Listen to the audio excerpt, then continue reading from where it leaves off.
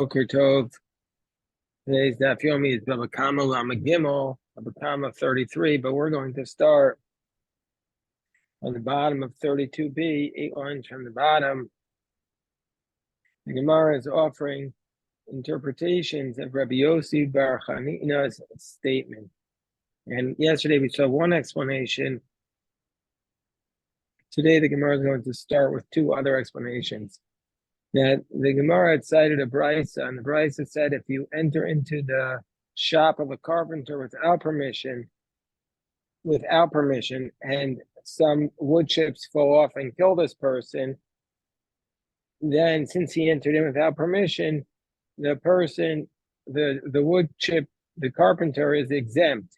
But if he enters in with permission, he's liable for four things, i.e. nezek, tzar, ripoy, and sheves.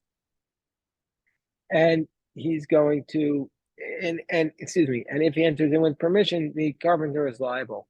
So Rabbi Yossi says, what does it mean he's liable with? He's liable for nezek, tzar, ripoy, and sheves. He's liable to pay damages, but he's exempt from exile. Why is he exempt from exile? So yesterday we saw the explanation of Rava, because it's almost intentional. Since the person entered in with permission, he was egregious, and so therefore it's almost like he did it on purpose. So therefore, he doesn't go into exile. Rav Papa Mishmei de Rava Maznila Aresha. He says, no, we learned this statement of Rav Yossi Bar Chanina where he says he's liable for the four things, but he's exempt from exile, just the opposite. He's liable if he enters in without permission. He's exempt, and if he dies, he's exempt. So Rav Yossi Bar Chanina, he's since he entered in without permission, he's liable to pay damages because the person entered in without permission. He still should have seen him, but he's exempt from exile because the person entered in without permission. The first approach, i.e. Rava, who says that Rav Yossi Bar Chanina's statement refers to the final clause where he entered in with permission, and there he's exempt from exile. Kol shekein hareisha, for sure, if he entered in without permission, he'd be exempt from exile. And the one, and Rav Papa, in the name of Rava, who says that he entered in, who said that he entered in without permission is what it's referring to. According to Rav Papa, he would say Avodah Seifa, but in the final clause, given the Bershus, since he entered in with permission, Chayev Goos, he has to go into exile. Gemara says, wait 1 second. Chayev Goos, would you really be, if you enter into a store with permission and the shopkeeper kills you accidentally, does the shopkeeper really have to go into exile? What about the following case? Vatanya, the Brisa says, somebody goes into a blacksmith store, v'nitza nitzotzes, and the sparks flew out, v'tafcho apanav, and then he struck him on his face, and he died. Pater, he's exempt. Even if he enters in with permission, he's exempt from exile. So how could we say that according to this approach, you're liable for exile if he enters in with permission? Gemara says, no, why is he exempt from exile? Because it was the blacksmith killed his apprentice. Gemara says, so what? Just because he's apprentice, do you think he's allowed to kill him? Gemara says, no. It says, no, the master had told him to leave. He didn't leave. So Gemara says, so what? Because the master told him to leave and he didn't leave, he could kill him? Gemara says, no, the reason why he's exempt from exile is because Kasavar Yatza. He thought since he told him to leave that he left, and so therefore he's exempt from exile. Well, Gemara says, well, if that's the case, if somebody else also, if he tells him to leave and he doesn't leave and he kills him, he should be exempt from exile. The Gemara says, no. On top of 33a, we say, you can't assume somebody else left. So if you kill him accidentally, he goes into exile. But this apprentice, he has this the fear of his master on him. So the master could have assumed that he left, and that's why if he kills him, it's really an accident. And so therefore he doesn't go into exile. He learns about a third case. He learns a statement of Rav Yossi Bar Chanina, which says, again, what was Rav Yossi Bar Chanina's statement? His statement was that you're liable for four things, but you're exempt from exile. He warns on the following case where it says in the verse Umatzah that if you chop your axe and the shaft flies out and it killed somebody, that you go into exile. But it doesn't include a case where the person who got killed brought it upon himself by moving into the direction of the axe. There's somebody who dropped a stone, Rosho, and the other guy stuck out his head, and he received it, potter, he's exempt. So that's the source from Rabbi Elazar ben Yaakov. So Amar Rabbi Yossi bar Chanina, yeah, when he says exempt, potter migoas, he's exempt from exile, but he still has to pay damages because he actually did something destructive. He's dropped a stone into a dangerous place. The one who says that in this case he's exempt from, the one who says in this case that he's liable for damages, for sure in the other cases, for sure in the other cases where he actually did something with the person being there, for sure he has to pay the damages. But the one who says it on the that it refers to the other cases where he's responsible for damages of but in this case, be completely exempt.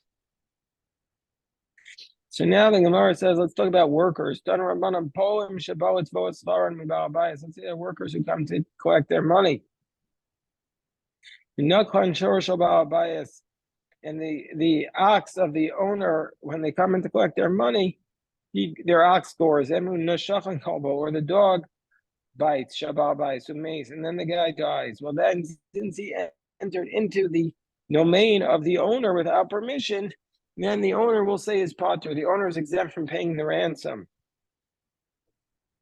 But others say the owner would have to pay a ransom because they're allowed to make their claim from the owner. The workers are allowed to make the claim. So the Gemara says, well, what's the scenario?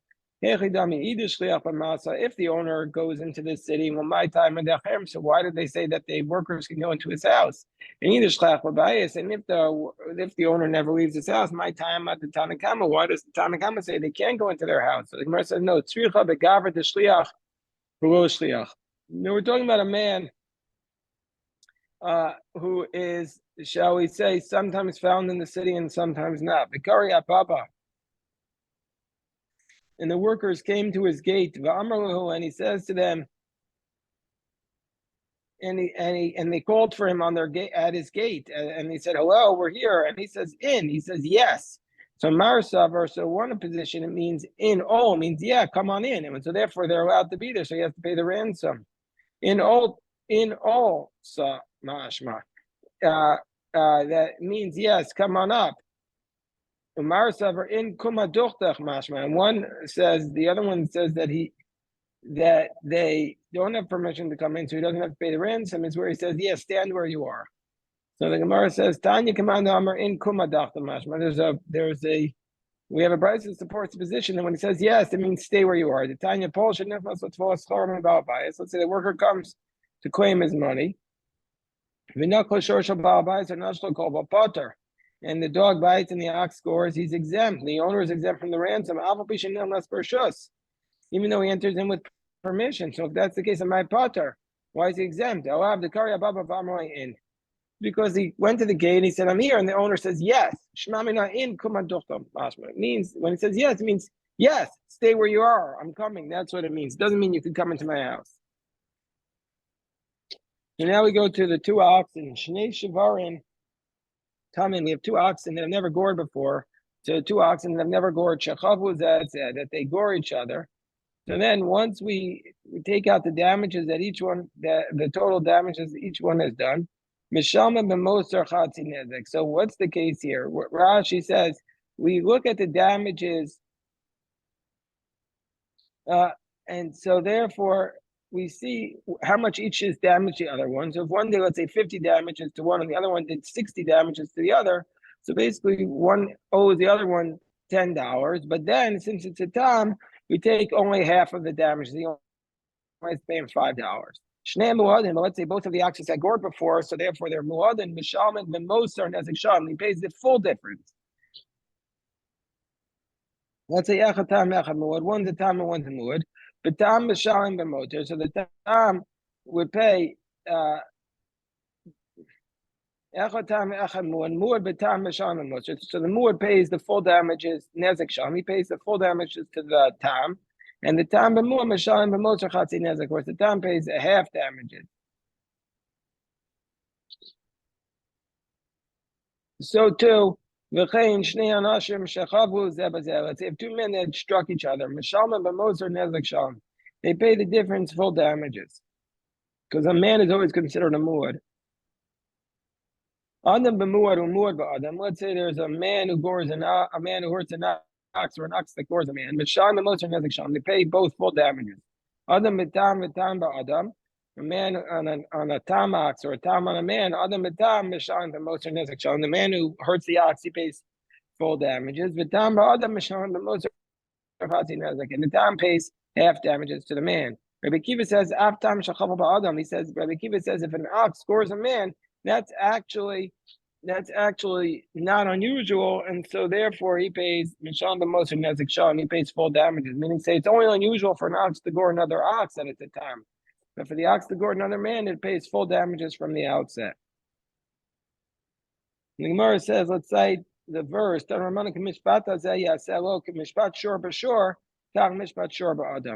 Gemara says this dispute between the Rabbanan and Rabbi Akiva, where the Rabbanan say that the ox that gores a man, it's the same as another ox.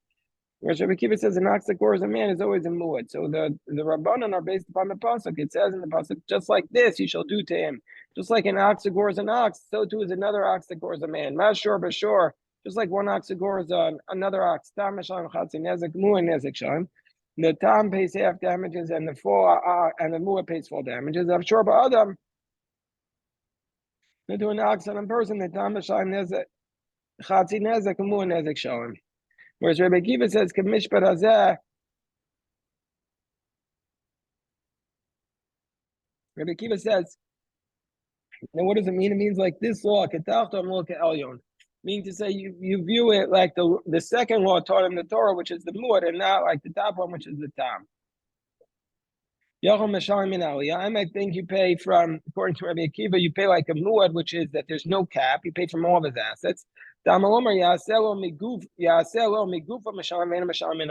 though it's viewed as a muad, you still pay in this specific case there's a cap from the body of the animal that did the damage and not from all of the assets.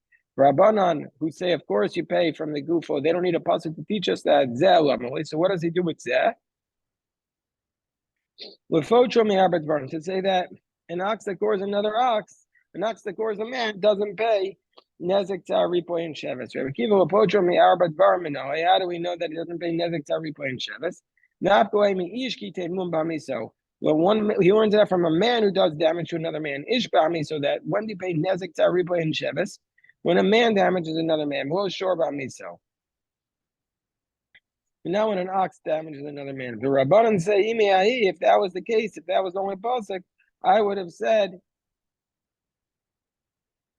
So the Rabbanan say, if it was that was source of that what do we say that he doesn't pay pain, because there he hasn't cost them any money.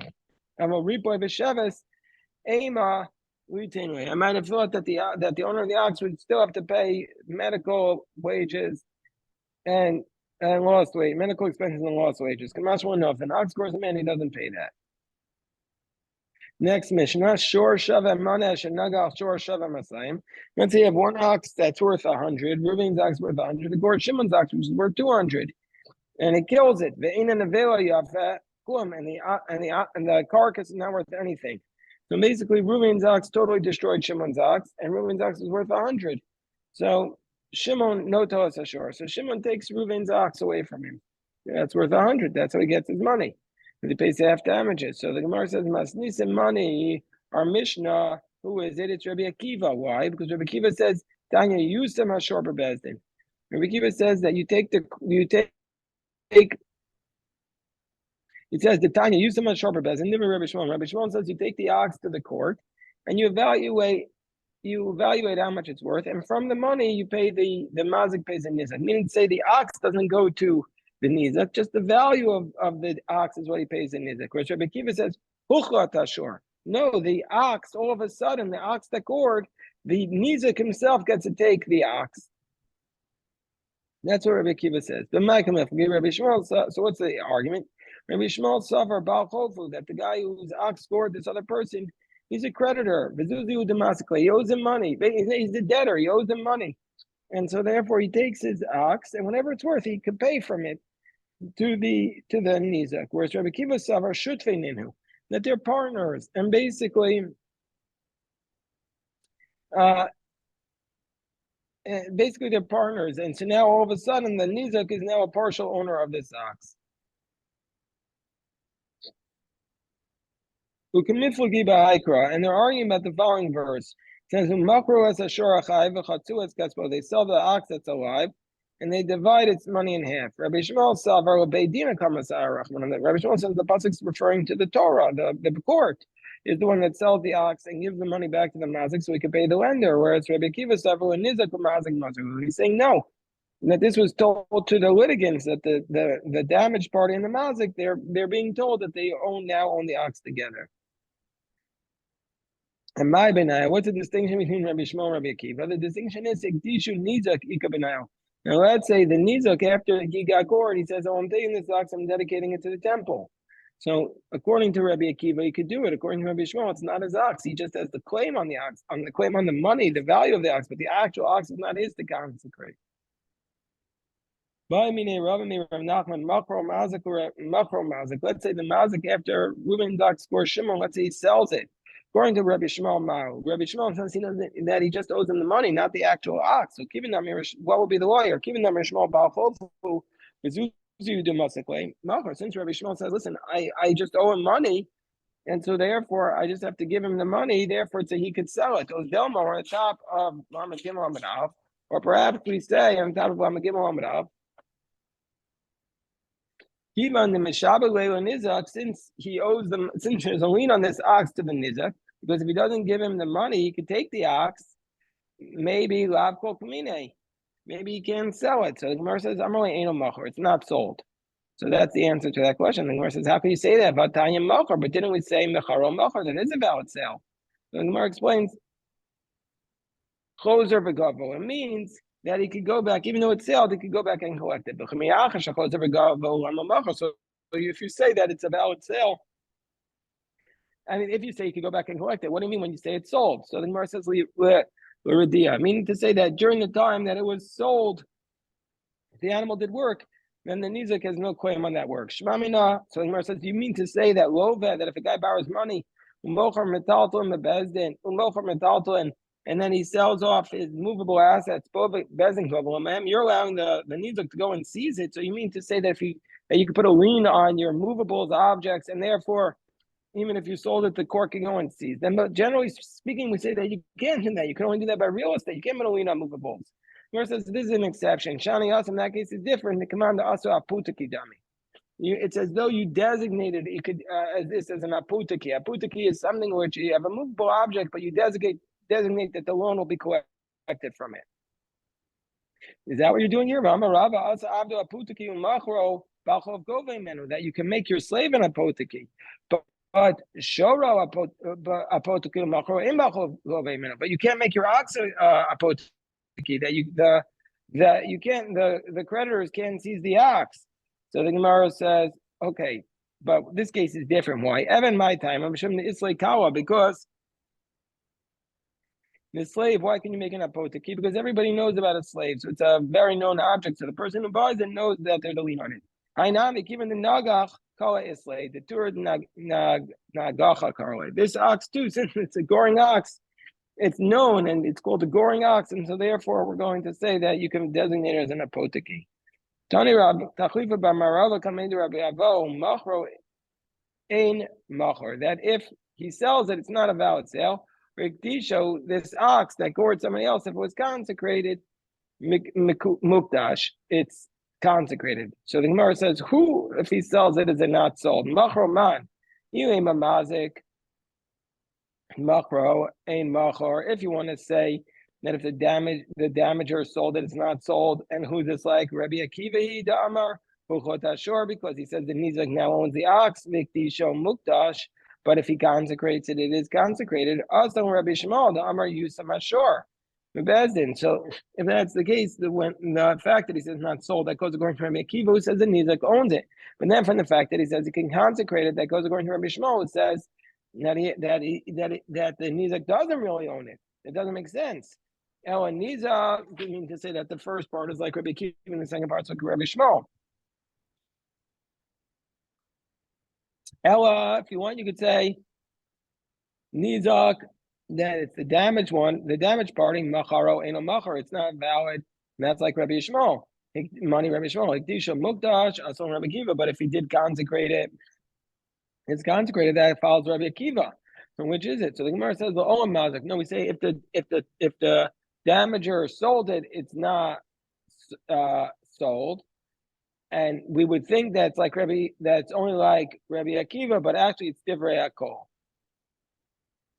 So the Gemara says we're going to say Olam Mazik, Divrei Hakol, Machro Eno Machar. The reason why it's not sold, Afilu Rabbi Shmuel, even according to Rabbi Shmuel, why?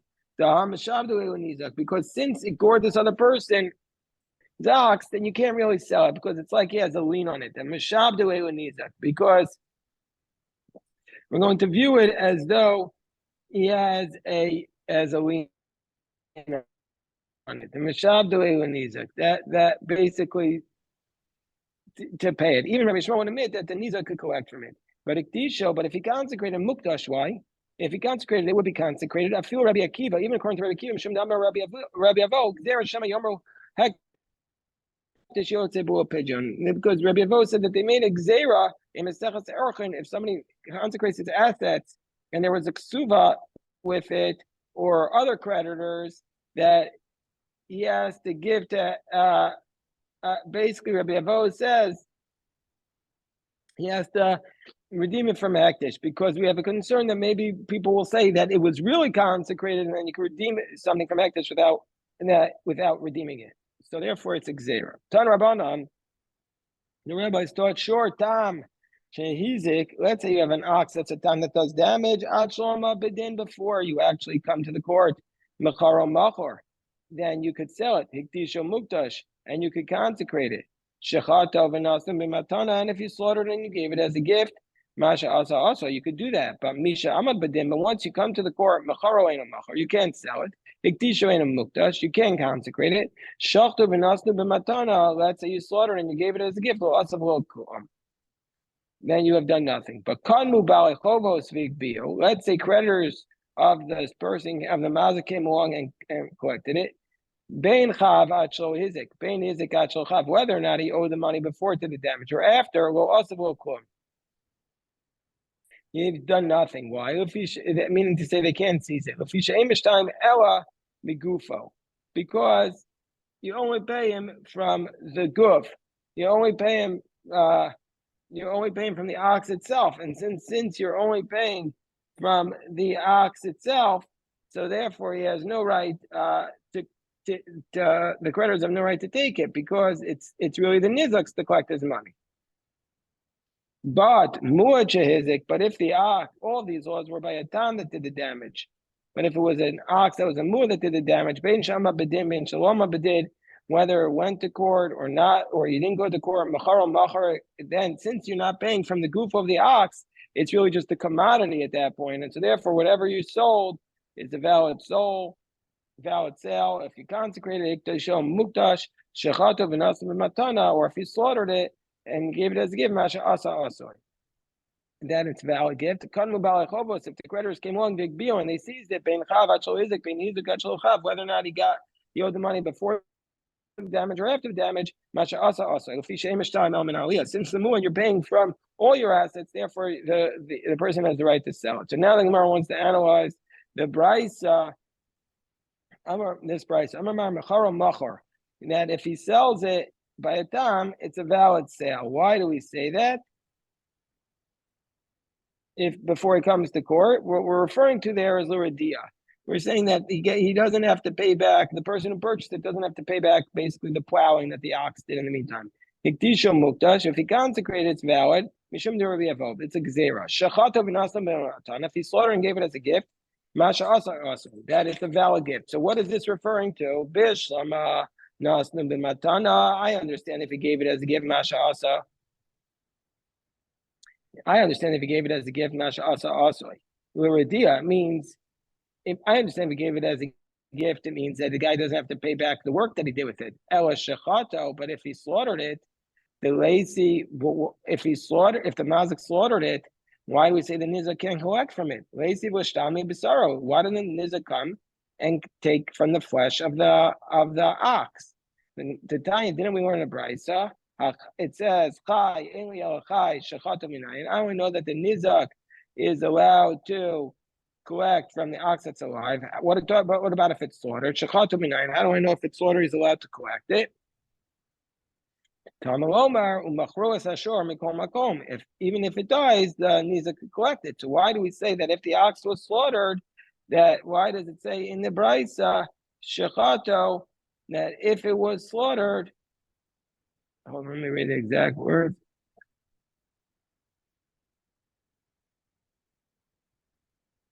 That why do we say if it was slaughtered that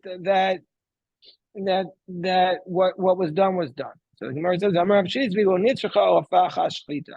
talking about that if it was slaughtered, what we're saying is that under those circumstances, the loss of money, even though it goes down in value, the mazik doesn't lose the money. He only has to pay. He says just take the ox itself, just like it is, meaning he doesn't have to pay the difference, the depreciation of the slaughtered meat. So you mean to say, from the fact that if the mazik slaughters the ox, he just is given the meat. He's not responsible for the depreciation. This teaches us a fundamental principle. Let's say you have something in your possession, which is a lien, which there's a lien on it to pay back your lender, and you damage it, then potter, then you're exempt from having to pay the value of what you did to the lien holder, because when you did the damage, even though he had the lien on it, he still didn't owe him the money. So the Gemara says, Pshita, wasn't that obvious? The Gemara says, no. You might have said, Ma'odatema, only in the case of where the ox that does the damage, there is exempt. I didn't cost you any money because you have the ox. Just basically, I just killed the ox. I didn't cause you any money. But in general, somebody who does the damage to the property, I might have said he's liable. Kamashwa, we don't say that. The Gemara says, Nami Rabba Amra. This case also didn't Rabba say if you burn a person's contracts, you didn't actually damage him directly, so therefore you're exempt. Then Gemara says, no, he might have said that case is different because I just burnt paper. But where I did real damage, I dug a hole in your ground, I might have thought you're responsible.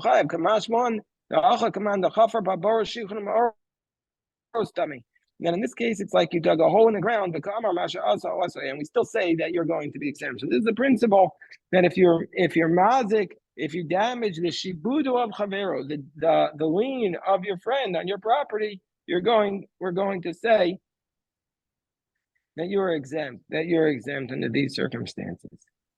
Okay, this is a very important principle. We'll stop here. Everybody should have a great day. If you have any questions, happy to address.